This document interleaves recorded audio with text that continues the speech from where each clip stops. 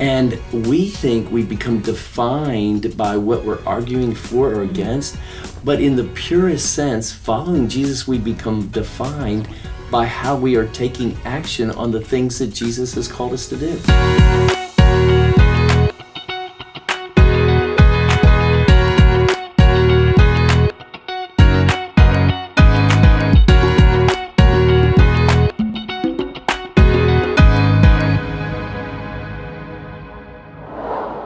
Hi, I'm Megan West with My Faith Votes, and we are honored today to be talking with Neil Tomba. He's the senior pastor of Northwest Bible Church here in Dallas, Texas. You are about to embark on an amazing journey. Tell us about what that is. Yes, Megan, I'm actually embarking on a journey that I've been thinking about for 18 years. Wow. And we're going to be going from Santa Monica, California, all the way across the country to Annapolis, Maryland, to have conversations with people about things that really matter in their heart, issues of faith, matters of the soul, and entering into conversations in that space where a lot of times it's really hard for people to engage people in conversations, and also hard just to be willing to have those conversations. So you're doing it on a bike. Yes. And you're doing it with a team. Tell us about where you're starting and where you're ending and how that journey is going to take place. So we have a team of about 7 to 10 people that will be with us the whole time.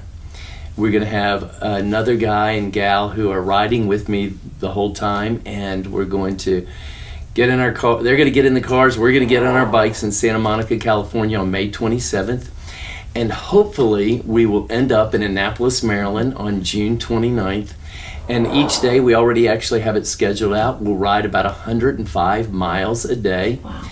And we'll ride some in the morning and talk to people. In the afternoon, we'll do that again and get a lot of good sleep each night and do that day after day after day for 33 days. That's incredible. So how do you mentally prepare for something like this, as well as physically prepare? Yes.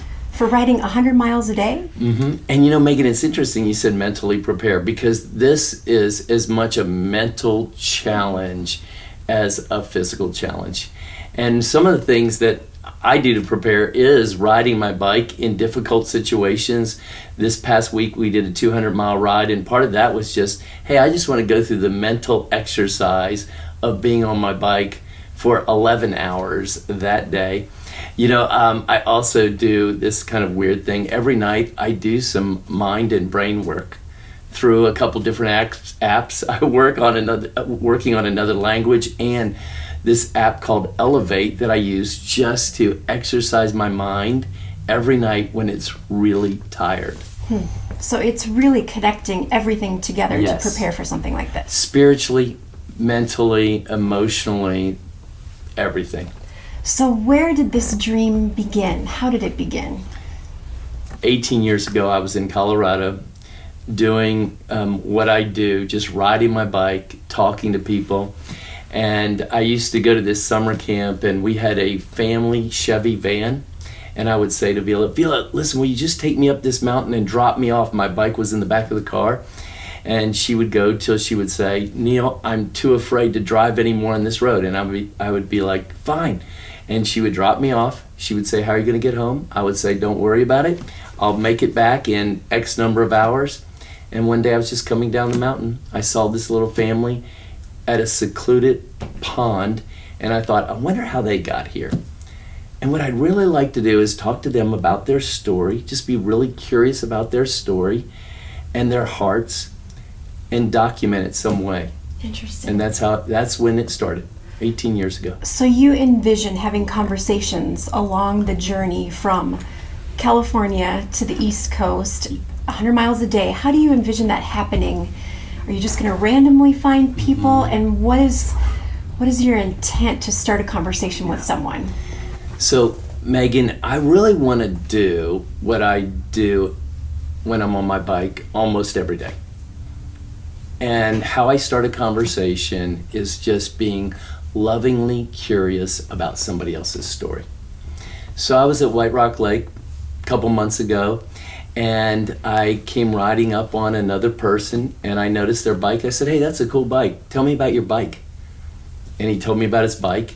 And then I started asking him questions about where he lives, his family. Next thing you know, he's sharing with me some very personal things about his family, about why him and his wife go to bed every night really sad. And I said, hey, can I pray for you right now about that? And then we started writing some more, started telling me some other things about extended family. I said, can I pray for that? At the end of the ride, when we were going our separate ways, it totally took me off guard when he stopped and said, thank you for your kindness today. That's powerful. And so really it's just going along, being lovingly curious about people's stories and just wanting to hear and not necessarily making a judgment about their story. Right. And so that's a unique aspect. I think that relates to everyone, because you're taking this on as a mission for your church in order to engage in conversation with people. And I think we've lost the art of knowing how to have a conversation. Yes. So what are some practical tips that maybe you share with your congregation about how to engage in a conversation that maybe can lead to some divisive issues? Or how do we find common ground, especially as people of faith, when we interact with everybody? Yeah. So here's some things that I tell our body, because this trip I'm actually doing because we've said to our body, we're all going to be having conversations about Jesus all over our city. So one of the things, I don't have to defend anything. I just need to make Jesus number one in my heart. So every other issue is second. The other thing, I don't have to convince anybody to make a decision today. You know, there was this old style evangelism people did, and that I was a part of, Campus Crusade for Christ. It's how I came to Christ. And one of the things, sometimes we feel like, oh, if I'm going to talk to somebody, I have to get them to agree with me or to say yes or no to something. I'm not trying to get anybody to agree with me or say yes or no to anything. The other thing I mentioned was this idea of being lovingly curious, just being curious about other people's stories. And people like to tell their story, right? They do. They really do. They really love to tell their story. And the last thing is, I'm looking for ways I can come alongside people rather than doing this face-to-face, what feels confrontational at times. That's why, frankly, for me, it's really easy to have a conversation with somebody on a bike, because we're riding next to each other. So, you know, when I talk about this idea of coming alongside of people, I was talking to an owner of a restaurant not long ago, and he started asking me questions as I was getting curious about him, and we start talking about faith. And I go to the register and he says, but what about Job? He was talking about the book of Job. And he said, God wasn't fair to him. And instead of saying, well, let me explain to you the fairness of God since I'm a pastor, I said, and you know what's really hard about the book of Job?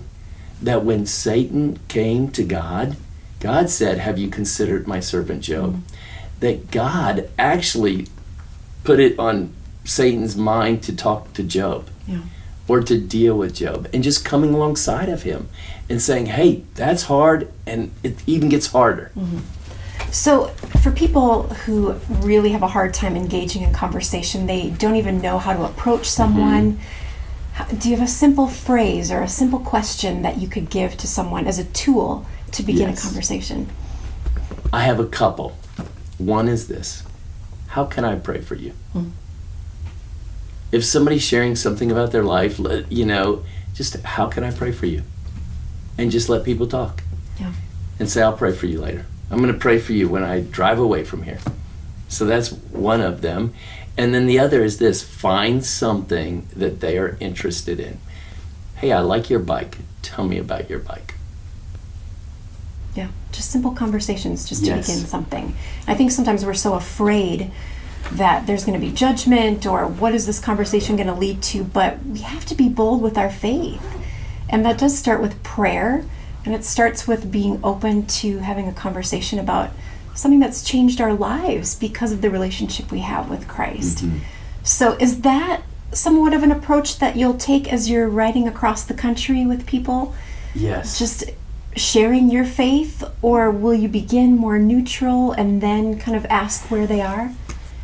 Every situation is different for me, but here's one of the things that as I was in Colorado last summer, I was in a guy's art shop and he started talking, and I said, hey, Josh Ben, he has an art shop in Salida. Y'all go see his art shop. I said, Josh, you know, we live in a world where everybody's afraid to talk about real things.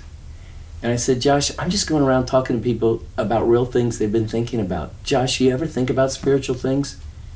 He said, you bet. Because I go into the woods and I make these sketches to get ready for these paintings. And Josh just started talking, and I just let him talk for as long as he was willing to talk, right, before I had to say anything. Right. That's fascinating. And, you know, we just think about social media in particular today and how incredibly divisive it can become. Yes. And I think people either find the need to unfriend someone if they don't agree with them, mm-hmm, or completely become defensive and say, you have to believe in my position. So how do we approach conversations like that when it seems like we live in a culture of division and angst against other people? So Megan, here's what I'd say to Christians. We have to really think carefully. When I'm getting that angry in a conversation, when I want to unfriend somebody, we really have to ask ourselves, how is my identity tied up in this? Because, you know, we live in a culture where everybody is defining their identity by the current issue that they're passionate, mm-hmm, about. And as believers, we don't identify our identity by our current passionate issue. We define our identity in the person of Jesus. Right. So if you don't like my political stance, I can live. It's not going to ruin me. Right.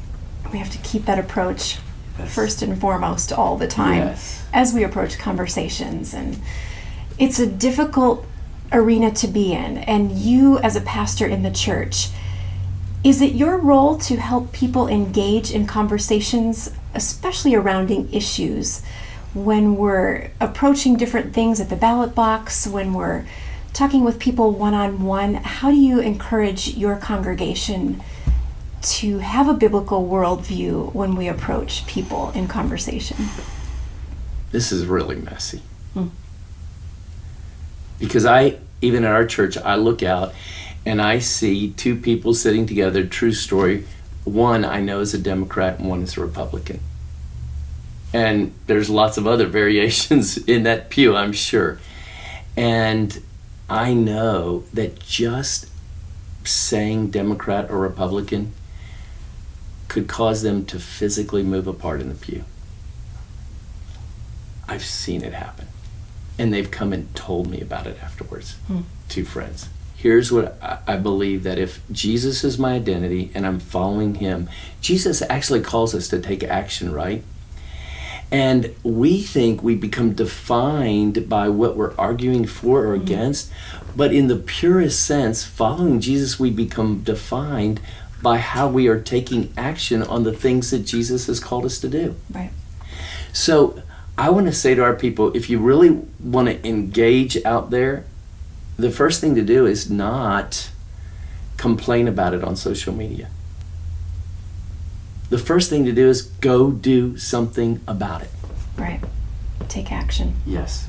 Yeah, at My Faith Votes, we talk a lot about pray, think, act. Yeah. So let's go through that with your bicycle journey coming up. The first thing is pray.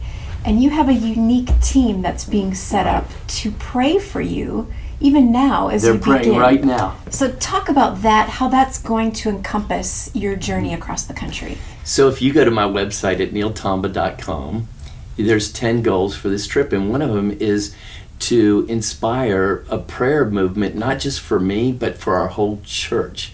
So we as a team have gathered for a year, at the beginning of every month, to pray. There's a group of people who are praying, and I've asked our church to pray for me every day while I'm gone. And there's different small groups in our church that are taking responsibility for every day. But you know, my goal really is to trick them into praying for themselves.